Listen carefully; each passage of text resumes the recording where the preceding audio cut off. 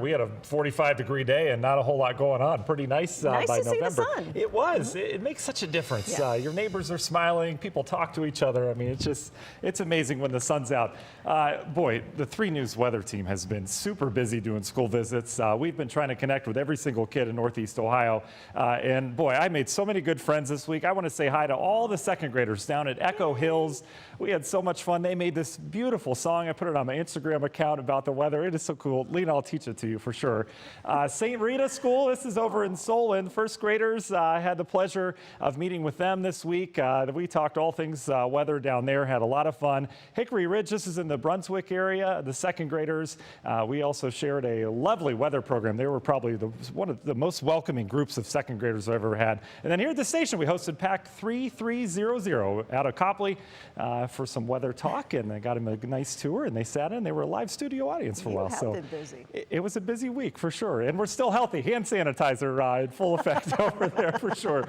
45 degrees today. Our average this time of year continues to slide. We're back down to about 47 for an average. Notice the records and the precip. Been a little dry recently, but it has been a cool November around here. Doing some number digging here. We've had 2 days above average temperature-wise for the entire month. 22 days have been at or below average, and that streak continues today with our 45-degree high. Notice temperatures, though, they're going to kind of flatline tonight. It's not going to be quite as cold. We had numerous 20s on the big board yesterday morning.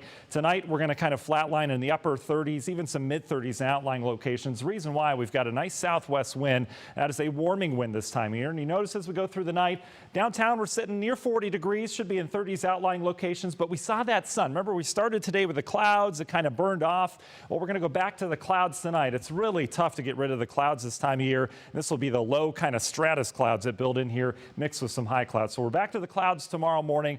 That'll be nice, though. You won't need the sunglasses on the way to work or the visor. That really spells some difficulty this time of year with that sun angle. But notice some of the clouds coming in. These are the high variety. You can see some of the low clouds that went away. Those will come back in tonight. Not expecting any precipitation tonight, though. Pretty quiet locally off to the north. You can see pretty fast moving pattern. This is a little system that'll slide off to our north. Should not affect us other than some cloud cover, and that will be as we go into the beginning half of the week. But off the Gulf of Alaska here, off the west coast, we've got just a little feature here, but this is going to dive south across California and the Rocky Mountains, and that's going to spin up our Thanksgiving storm that we have here as we go throughout your Thanksgiving Day week. So let's go hour by hour with the quiet weather now. Notice those clouds are back in. We're in the 30s for most of us tonight, 40s downtown. Tomorrow, a pretty quiet day. I think we have a nice Monday around here with that south wind continuing.